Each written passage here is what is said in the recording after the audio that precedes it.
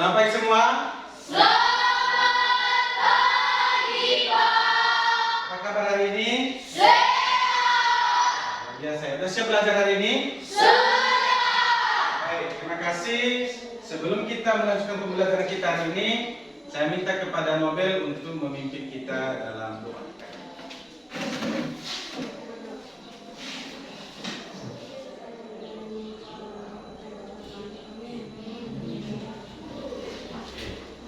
Baik, terima kasih. Oke, anak-anak kami, hari ini kita melanjutkan kegiatan pembelajaran kita tentang pembelajaran coding dan kecerdasan artifisial. Ya, salah satu dari pembelajaran coding dan kecerdasan artifisial itu adalah berpikir komputasional. Ya.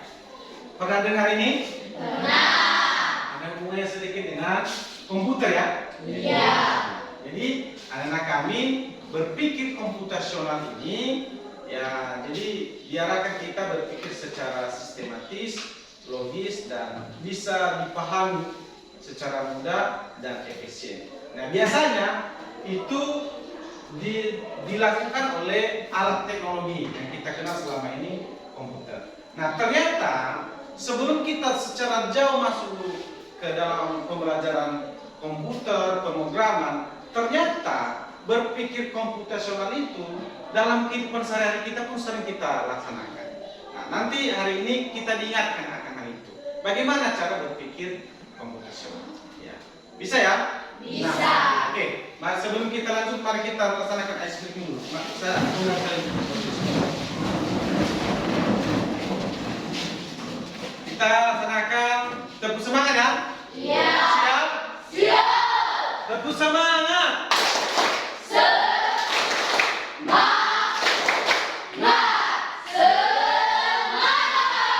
Oke, tepuk tangan. Oke, sebelum jauh kita melaksanakan kita pelajaran, mari kita berpikir sejenak ya.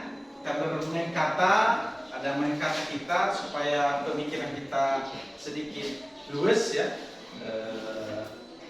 Bisa makin kita pembelajaran kita hari ini bisa cair. Mari kita bermain kata. Siap? Siap. Coba, ini katanya.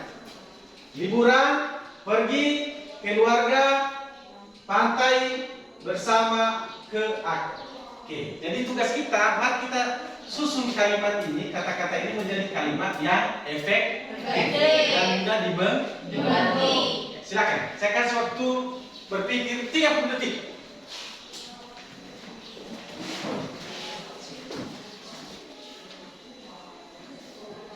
Cukup ya? 5, 4, 3, 2, 1. Ada yang bisa? Ada. Siapa? Saya. Oke, silakan. Aku pergi liburan ke pantai bersama keluarga. Aku Pergi Pergi. liburan ke pantai bersama keluarga. Wah, kita cek jawabannya ya. Benar jawabannya? Benar. Selanjutnya, satu lagi ya. Iya, Pak. Nah, coba belajar harus dengan kita rajin. Saya kasih waktu berpikir 10 detik. Nah, ini agak cepat ya. Tadi 30 detik, sekarang 10 detik. Ya.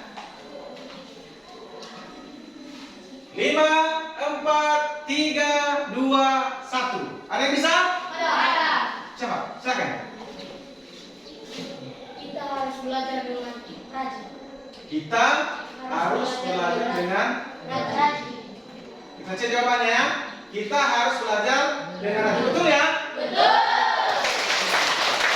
Nah, jadi hal yang sederhana yang barusan anak-anak kami coba, ternyata juga ada yang bisa. Walaupun semua juga sebenarnya tadi bisa, ya bisa sebenarnya. Tapi ada perwakilan tadi sudah menyampaikan dan ternyata cara berpikir kan juga cepat ya.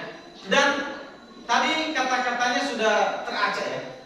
Tapi bisa disusun dalam hanya 10 detik atau tadi yang pertama 30 detik dengan cepat dan berurut dan orang pun paham. Tadi kalimat-kalimatnya udah berantakan kan?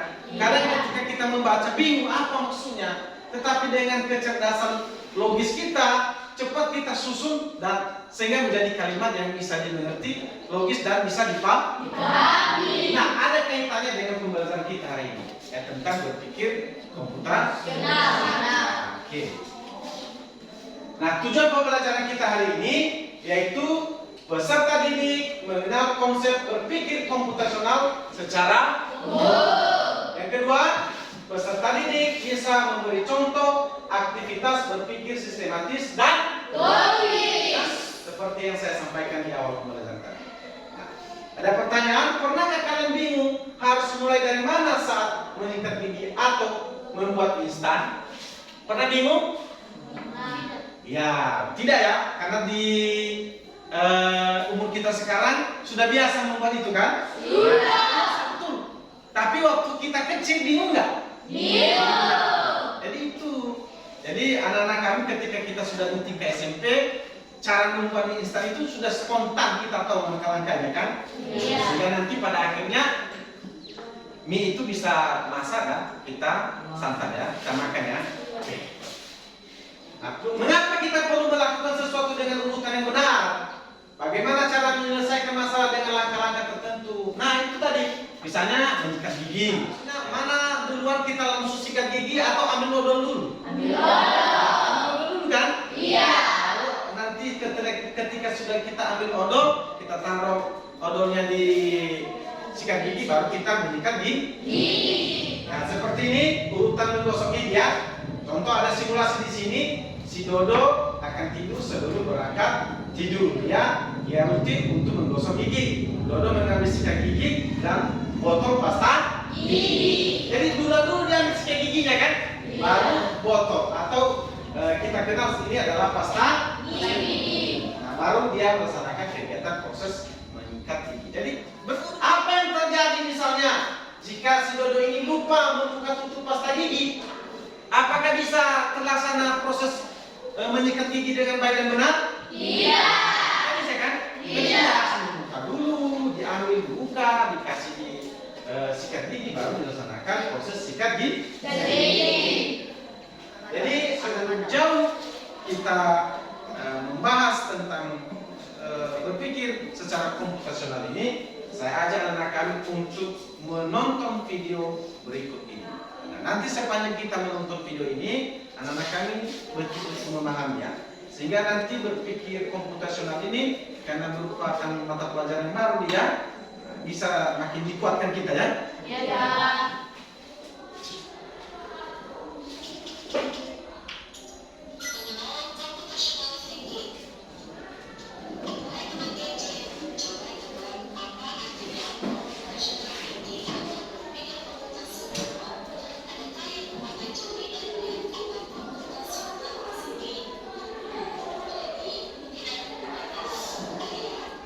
Coba perhatikan videonya dengan baik ya.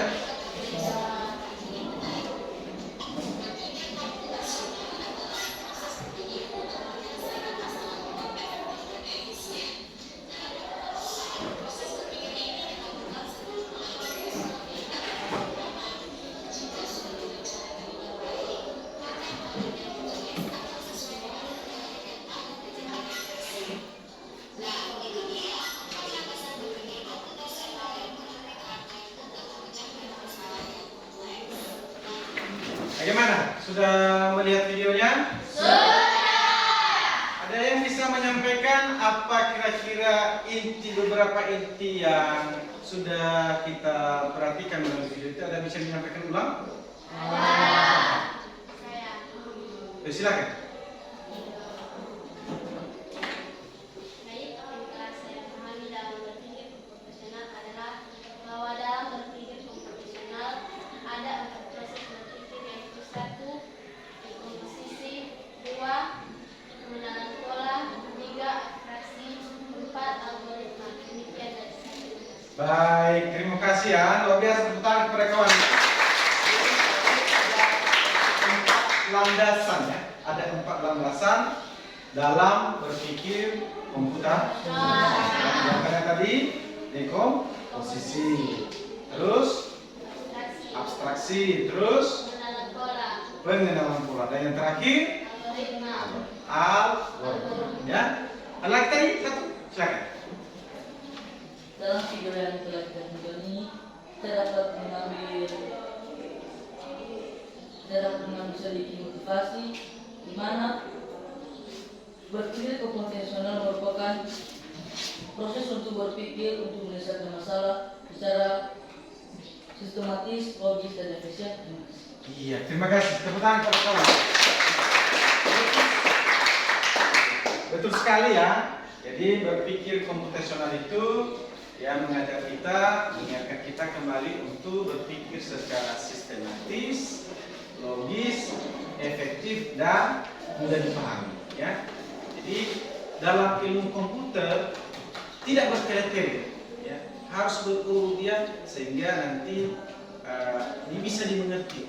Nah, itu dalam kehidupan kita juga bisa kita bawakan. Seperti di video tadi, jangan dulu kita masuk ke hal misalnya program dulu, tapi dalam kehidupan sehari-hari kita aja kita belajar bagaimana berpikir komputasional.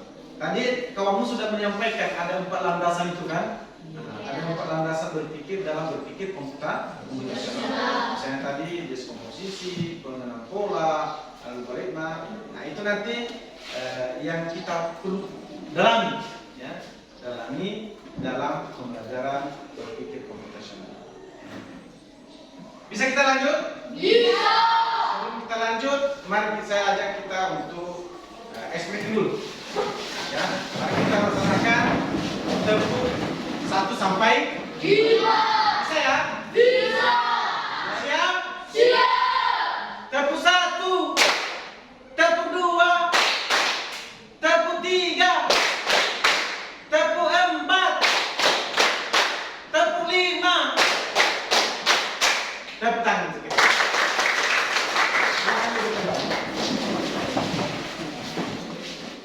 Jadi sudah kita lihat di video tadi apa itu berpikir komputasional. Supaya makin dikuatkan. Nah, sesungguhnya berpikir komputasional itu adalah cara berpikir untuk menyelesaikan masalah secara logis dan sistematis. Tadi di video efektif kan? Iya. Dengan menggunakan prinsip ilmu komputer. Ya. Jadi dalam ilmu komputer ilmu komputer itu tidak mau bertele-tele. Makanya kalau kerja komputer, pekerjaan yang diselesaikan berminggu-minggu bahkan bisa berbulan-bulan, kalau secara manual dalam komputer dalam sekejap 5 menit, 10 menit siap.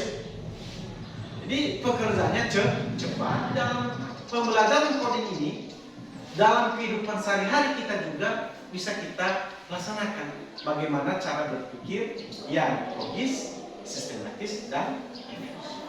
Sehingga dalam pola kehidupan kita pun itu nanti terbawa. Sehingga kita dilatih cara berpikir yang bagaimana berpikir terstruktur layaknya komputer memproses informasi. Nah, ini diambil contoh, ada contohnya aktivitas bagaimana misalnya membuat kue. Ya. Tentu ketika membuat kue itu kita ambil dulu potongan kuenya kan?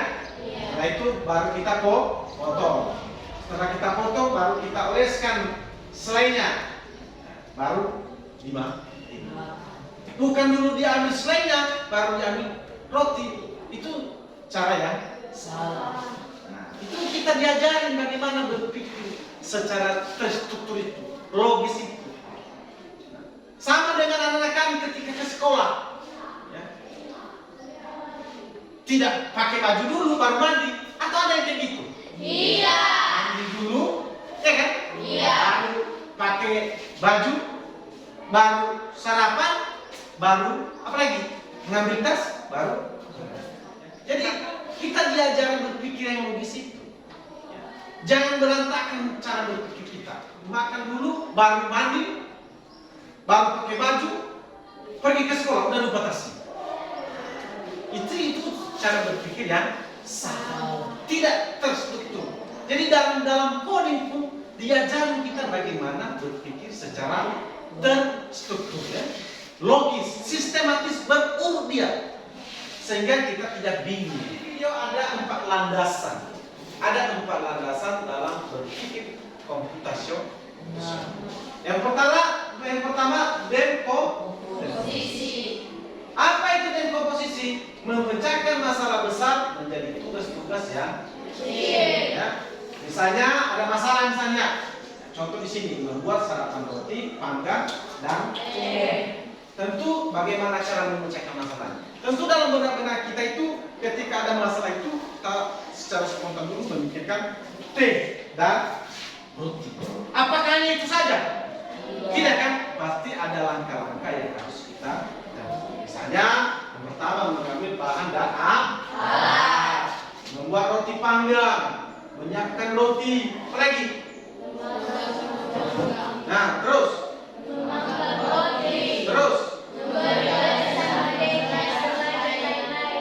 Setelah itu, habis itu, terus,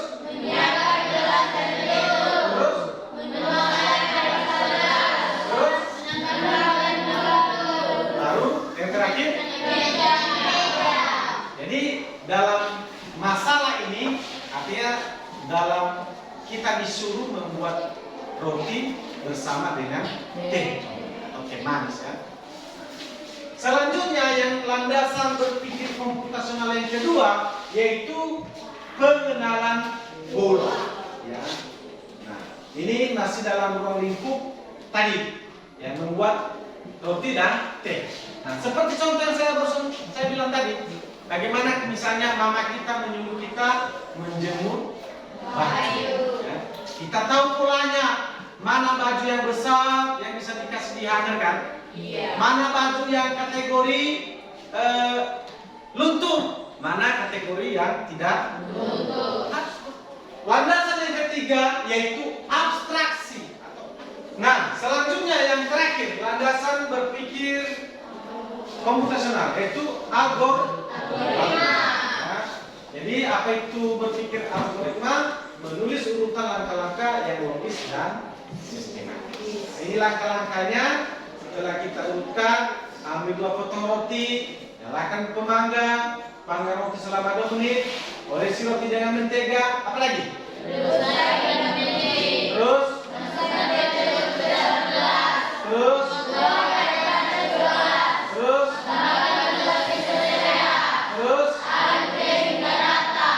yang terakhir,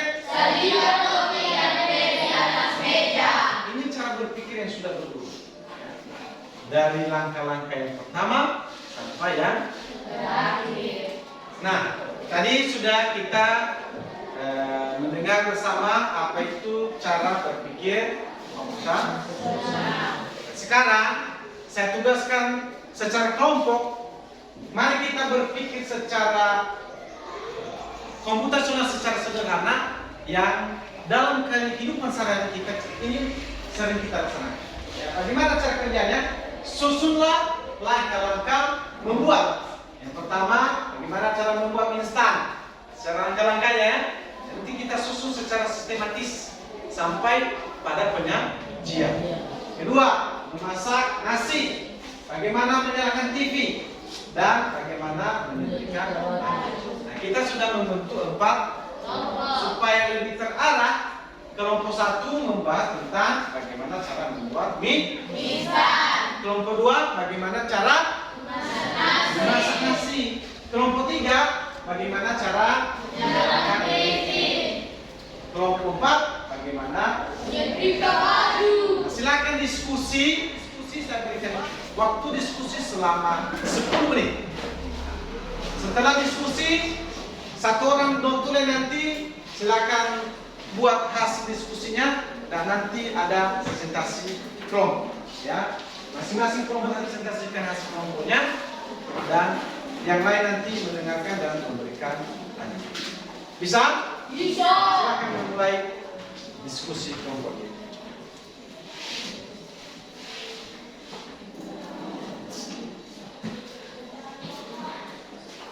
Ayo, mari diskusi dengan baik, kerjasama. Bahas apa kira-kira langkah-langkah ya, langkah-langkah membuat ya, misalnya di kelompok 1 tadi, mana kelompok 1? Ya, kelompok 1 tentang mie instan. Mana duluan air panas atau rantang ya? Mana yang begitu juga kelompok 2 memasak nasi, mana duluan mengambil air atau beras? Silakan susun dengan baik.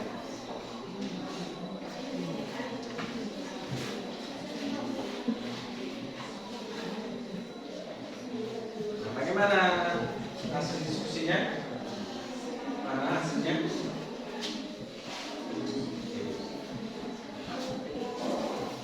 Silakan didiskusikan lagi ya. Bagaimana kelompok 4? Kelompok 4 kan? Iya. Bagaimana hasil diskusinya? Berjalan dengan baik ya? Teruskan ya. Iya, Pak. Ini kelompok 2. Bagaimana hasil diskusinya? Sedang berjalan? Iya. Sudah mulai disusun? Sudah. Ada masalah? Iya. Ya. Silakan diskusi dengan baik-baik ya. Kelompok 1 sudah dimulai diskusinya? Sudah. Ada masalah? Tidak. Masalah ya. Silakan disusun. Tadi tugasnya bagaimana cara menyusun langkah-langkah Bisa. instan ya.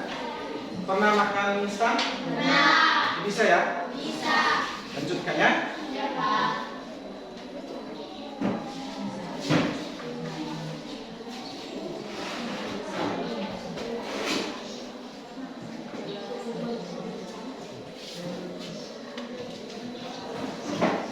Baik, sudah siap diskusinya? Sudah.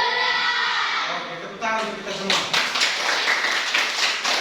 Oke, sekarang masing-masing kelompok saya persilakan untuk mempresentasikan hasil kelompok. Jadi jangan lagi maju ke depan, cukup satu orang utusan setiap satu kelompok dan silakan bacakan hasil diskusinya. Nanti kelompok yang lain dipersilakan untuk menanggapi atau memberikan suatu tambahan. Oh, menurut saya ada yang kurang, menurut saya ini. Bisa ya? Bisa. Silakan dimulai dari kelompok 1. kita persilakan, saya persilakan kelompok 1. Silakan. Baik, kita mempresentasikan hasil kelompok kami dari kelompok 1. 6. Sajikan mie instan yang telah dimasak dan siap disantap. Baik, ini yang saya presentasikan dari kelompok 1. Kalau dapat yang salah membuat Baik, silakan duduk kembali. Tentang hasil ya, luar biasa. Kelompok lain ada yang memberikan pendapat? Sudah pas? Sudah memberikan susun langkah-langkahnya? Terima kasih kelompok 1 dan sekarang kita lanjutkan di kelompok 2. Kelompok 2 silakan. Baik, terima kasih kepada pelajaran kepada kami kelompok 2 untuk membacakan hasil kelompok kami. Langkah-langkah memasak nasi 1. Yang pertama, ambil beras dan cuci hingga bersih hingga beras matang. 6. Nasi siap disajikan. Sampai disinilah diskusikan. Terima kasih. Wow, luar biasa ya. Sekarang kita lanjutkan pada kelompok 3. Silakan kelompok 3.